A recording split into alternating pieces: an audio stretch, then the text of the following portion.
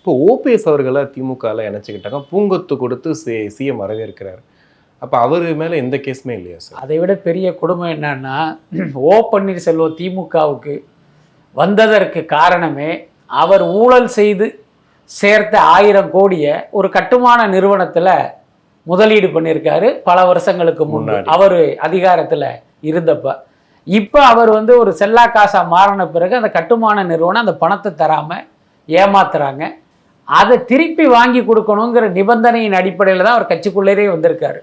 அதாவது ஓபிஎஸ்ங்கிற ஊழல்வாதிய கட்சியில் சேர்த்ததே நமக்கு ஒரு பெரிய பிரச்சனையா தெரியுது நமக்கு. ஆனால் அந்த ஊழல் பணத்தை நாங்கள் வசூல் பண்ணி கொடுக்குறோன்னு சொல்லி அவங்கள கூட்டிகிட்டு வந்திருக்காங்க.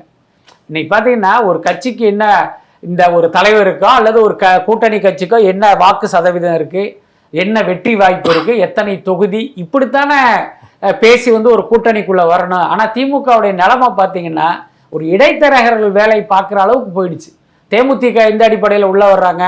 அவங்களுடைய ஆண்டாள் அழகர் கல்லூரியை தனலட்சுமி சீனிவாசன் கல்லூரிக்கு ஒரு பெரிய தொகைக்கு கொடுத்தாங்க. பாதி பணத்தை கொடுத்துட்டு மீதி பணத்தை அவங்க தரலை. அந்த பணத்தை நீங்கள் தான் வாங்கி கொடுக்கணுங்கிற நிபந்தனையில் அவங்க உள்ளே வந்திருக்காங்க. இப்போ பாருங்க, திமுக ஒரு பாரம்பரியமிக்க கட்சி, ஒரு கொள்கையை முன்னிறுத்து வளர்ந்த கட்சி. ஆனால் இன்னைக்கு விஜய்னு ஒருவருடைய வருகைக்கு பயந்து என்ன வேலையெல்லாம் பார்த்துக்கிட்டு இருக்காங்க பாருங்க. அதனால இப்போ நீங்கள் சொல்ற மாதிரி செங்கோட்டையன் பெரிய உத்தமர் கிடையாது. ஏன்னா அவரும் ஊழல் பண்ணியிருக்காரு. ஆனால் அவரை விட மிகப்பெரிய ஊழல்வாதி யார் அப்படின்னா ஓபிஎஸ் தான். எல்லாத்துக்கும் மேலே இவங்க வர்றாங்க வரல என்பதை தாண்டி ஊழலை பற்றி பேசுவதற்கான தகுதி இல்லாத ஒரு கட்சி திமுக. ஓகே, இப்போ நான் அவங்க சொல்றது என்னன்னா, ஒருவேளை தாவேக்கால சேர்ந்துருந்தாருன்னா எவ்வளோ பெரிய விஷயமா இருக்கும், இதை வச்சு ஒரு பிரச்சாரம் பண்ணியிருக்கலாம் அப்படின்ட்டு. ஆனால் இன்னைக்கு ரொம்ப கப்புச்சுப்புன்னு எல்லாத்தையும் முடிச்சுட்டாங்களே சார். ஒரு எந்த இதுவுமே எல்லாம் வெளியில தெரியாமல் முடிச்சுட்டாங்க இல்லையா? இல்லை, அதுதான் தனக்கு ஒரு நியாயம் அடுத்தவர்களுக்கு ஒரு நியாயம் அப்படிங்கிறது இந்த விஷயத்துலையும் நடக்கிறதா தான் பார்க்குறேன். நீங்கள் சொல்கிற மாதிரி ஒருவேளை ஓபிஎஸ் தாவேக்கா பக்கம் போயிருந்தா, இப்போ தினகரன் பத்திரிகையில் அட்டை பெரிய அட்டை, ஆமாம், ஒரு முழு பேப்பருமே ஓபிஎஸ் உடைய ஊழல் வரலாறு தான் இருக்கும்.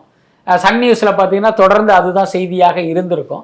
அவர்கள் கட்சிக்கு வந்ததற்கு பிறகு அவங்களுக்கு அப்படி புனிதர்களாக மாற்றிக்கிட்டாங்க. அப்படி எல்லாத்துக்கும் மேலே மக்கள் பார்த்துக்கிட்டு இருக்காங்க.